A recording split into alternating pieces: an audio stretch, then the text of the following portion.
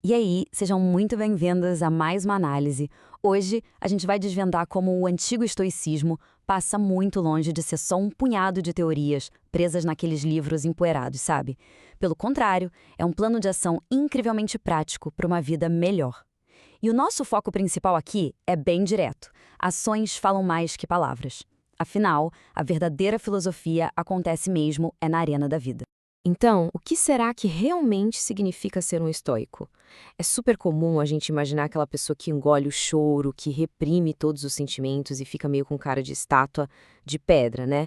Mas olha, a gente vai quebrar esse estereótipo agora mesmo e entender o que as fontes originais realmente nos contam.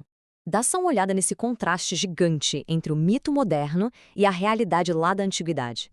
Os estoicos clássicos definitivamente não eram esses bibliotecários da mente, sabe? Aquela figura passiva, fria, escondida atrás de pilhas de pergaminhos, nada disso. Eles se viam como verdadeiros guerreiros da mente. Gente vibrante, ativa, alegre e, acima de tudo, totalmente engajada com a vida ao redor. E para a gente entender isso direito, o nosso roteiro vai passar pelo mito do estoicismo, depois a busca pela eudaimonia, a dicotomia do controle, vamos provar que ações falam mais e, por fim, como colocar tudo isso em prática no dia a dia.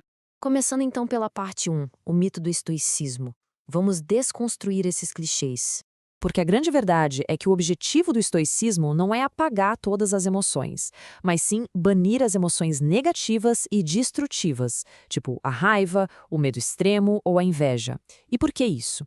Justamente para abrir espaço para uma alegria que seja profunda e inabalável. Longe de fugir do mundo, a ideia é cultivar força para participar da sociedade de forma ativa, recusando completamente aquele papel de vítima indefesa das circunstâncias. Isso nos leva ao ponto 2, a busca pela eudaimonia. Esse era o alvo supremo dos antigos filósofos.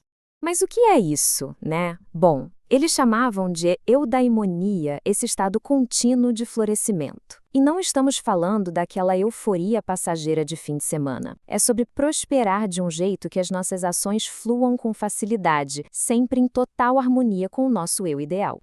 E para chegar nessa tal de eudaimonia, a prática da areté é indispensável. Areté quer dizer virtude, excelência.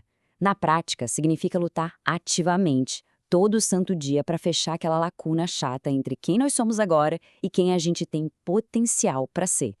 É buscar a excelência humana nas menores escolhas do cotidiano. E tudo isso se encaixa perfeitamente aqui, no triângulo da felicidade estoica. A eudaimonia fica ali no centro, mas ela só se sustenta de verdade através de 3 pilares: viver com areté, assumir total responsabilidade pelas nossas reações e, claro, focar estritamente naquilo que a gente pode controlar. E falando nisso, chegamos ao ponto 3, a dicotomia do controle. É aqui que o verdadeiro poder mora. Para a gente ter alguma resiliência no mundo que é, por natureza, caótico e imprevisível, é fundamental a gente parar e se perguntar o que está realmente nas nossas mãos. Onde começa e, mais importante, onde termina o nosso poder de ação? A tricotomia do controle nos dá uma resposta libertadora. O controle absoluto, aquela influência alta, está só nas nossas escolhas, nos nossos julgamentos internos. Coisas como saúde, riqueza e resultados têm uma influência apenas parcial. E eventos externos, o passado ou o clima, nenhuma influência. Ou seja, eventos lá fora não têm significado até que a gente dê significado a eles. Uma tempestade ou uma crítica simplesmente não podem derrubar uma mente bem treinada. Para visualizar isso melhor, pense na metáfora do arqueiro. O único trabalho do arqueiro é puxar o arco e atirar da melhor maneira possível. Se bate um vento forte ou o alvo se move no último segundo, bom, isso já fugiu do controle dele. A lição aqui é focar 100% da energia no processo, no esforço interno, e não ficar emocionalmente dependente do resultado final. Temos também a clássica metáfora do cão amarrado a uma carroça, que é fantástica para ilustrar a aceitação. A realidade vai se mover de um jeito ou de outro, igualzinho a uma carroça. A gente pode aceitar isso e caminhar de forma suave no nosso ritmo, aproveitando a jornada, ou podemos resistir e acabar sendo arrastados contra a nossa vontade, sofrendo no processo. A escolha é só nossa. O que nos traz a seção 4. Ações falam mais. Vamos ver como tirar essa filosofia do papel. Olha só essa frase do filósofo Epicteto. Ele resumiu perfeitamente a nossa ideia principal, dizendo que preferia ver o lutador favorito dele em ação a só ouvi-lo falar. A filosofia não é um debate para a gente ganhar discussões intelectuais na internet, sabe? É sobre demonstrar coragem e foco na arena da vida.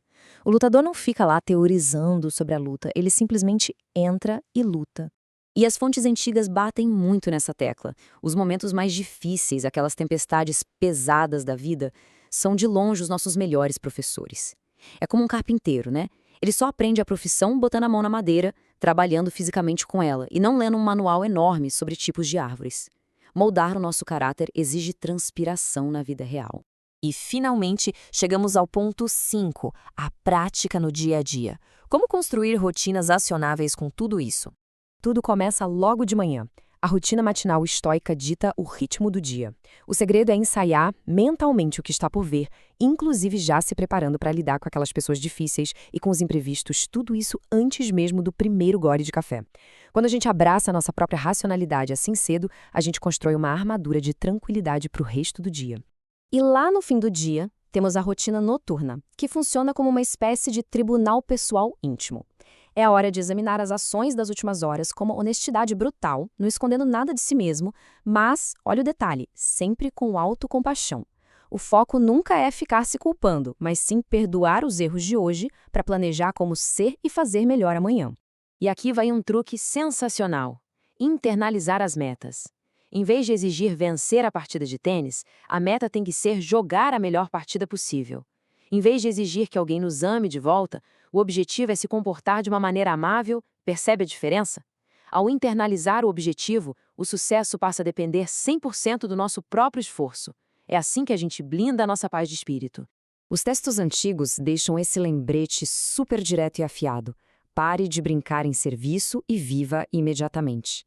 O tempo passa rápido demais como uma correnteza brutal. Deixar para aplicar a excelência e agir só amanhã é um erro fatal. A hora de parar de dar desculpas e começar a viver plenamente é exatamente agora.